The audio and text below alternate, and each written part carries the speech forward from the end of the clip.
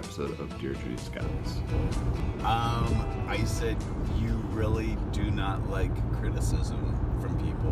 And why would you say that to me right now? Well, I mean, because it's obvious that Judy Scotts is just a mean person. And, you know, if she's not brave enough to say who she is and, you know, connect with you and say why she thinks your stuff isn't good, well, I mean, I would just move on from it. I'm like, okay, boom. But you couldn't really move it, like, when triggers you. Well, I think I'm not super triggered right now. Well, you're making a whole series about her, so I think maybe it triggers you. as you know, in this part of Dear Judy Scotts, we are going to be thinking about stories. We're going to be imagining stories of how the Dear Judy Scotts reality might play out in actuality. Because by turning it into story, we fictionalize the real, and then it's much more, I don't know, livable? Well, I mean, I would just move on from it. I'm like, okay, boom. But you couldn't really move it, like, when triggers you. Well, I think I'm not super triggered right now. Well, you're making a whole series about her, so I think maybe. Well, because I think that when you say I would just like move on from her, like you wouldn't really resolve the trauma that she created for you, and that's why. Oh, you're right. I would like, boom. Well, yeah, you put it in a little dark hole, and you know what happens? Every time there's some other trauma that's like related, all the traumas that like you have in those little boxes, they're activated. That's what drugs and drinking are for, when those things pop up, and then they go away again. So I'm going to ask you the standard questions now. Are you, or have you ever pretended to be Judy Scotts? No, I pretended to be a lot of things, but Judy Scotts isn't one of them. Okay, my second question is, do you know anyone whose name is Judy Scotts, or who pretends to be Judy Scotts? It's quite possible in my years of socializing that I have run across someone with the name Judy Scotts. On the internet, I only find people named Judy Scott. I don't think there even is a last name called Scott. I'm pretty sure there probably is. Oh, okay. Agree to disagree. Have you ever Judy Scotts someone? You mean said really mean, bad things and then run away and hide? Yeah. On the internet or in general? I mean, like, the quintessential Judy Scottsing is yes, on the internet, and it also includes, like, not being fully, like, truthful about who you are. Like wearing a mask as you do it. Here's the thing. I am not a real big fan of that type of behavior to begin with. Right. I really, I mean, that's cause for immediate dismissal. But, so, like... No questions asked. But here's the thing. I don't think I've ever pretended to be anyone else, but have I ever been rude with people and said, like, oh, and dismissive and mean? Yes, I have. Yeah. I definitely have. How do you feel about that now? How do I feel about it?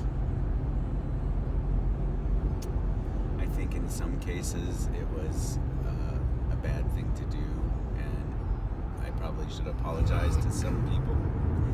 And I think in other cases, they got a heaping dose of what they deserved.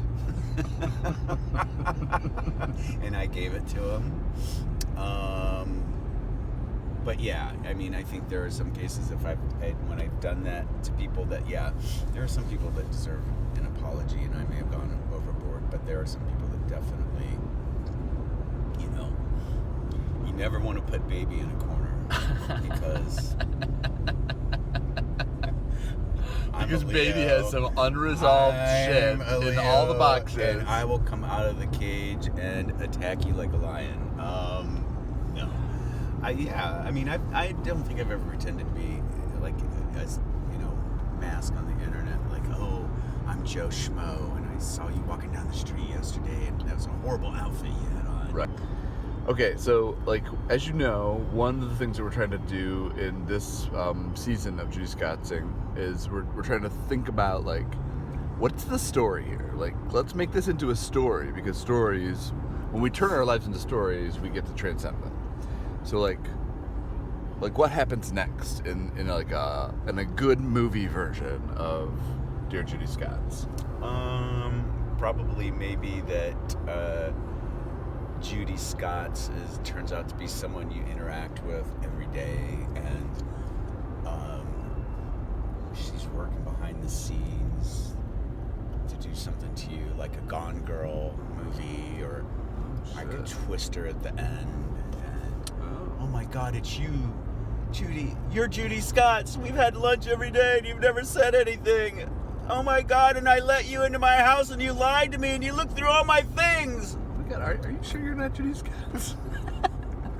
Okay, so I realized you were just telling me about AC/DC and giving me a lot of history about the band. I realized that we didn't really talk about the music that you imagine would be like great music to use for this like Gone Girl like Judy Scotts-ish movie. Oh, jeez. So we're like, still on Judy Scotts? That was like 8 o'clock this morning. I know, right? But like when I heard you describing, you know, how AC/DC repurposed their old library in America, you know, like you're just like really good at thinking about music. So a soundtrack for a Judy Scott film.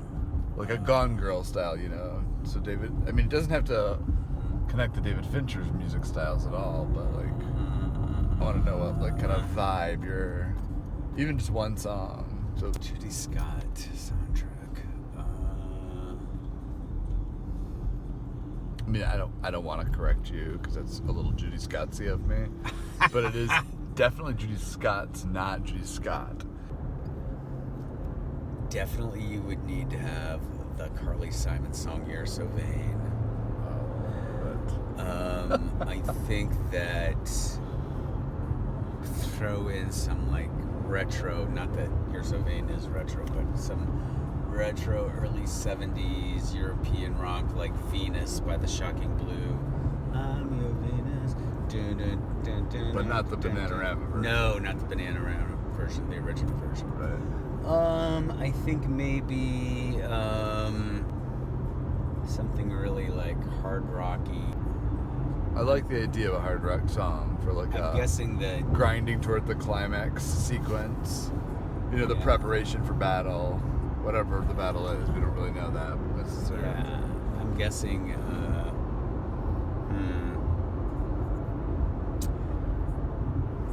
I just see Judy Scott as like she's got a lot of like super horrible mental like emotional issues, and I just see her as the type of person, like I picture her as holding somebody hostage, you know, and like very scorned, and she has a lot of issues. That has to be a real reversal, remember, because For you to keep talking about her, I know because you have a lot of issues too.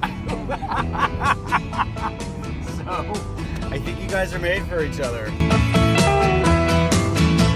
It got us on a mountain top, was burning like a silver flame, the summit of beauty and love, and Venus was her name. She's got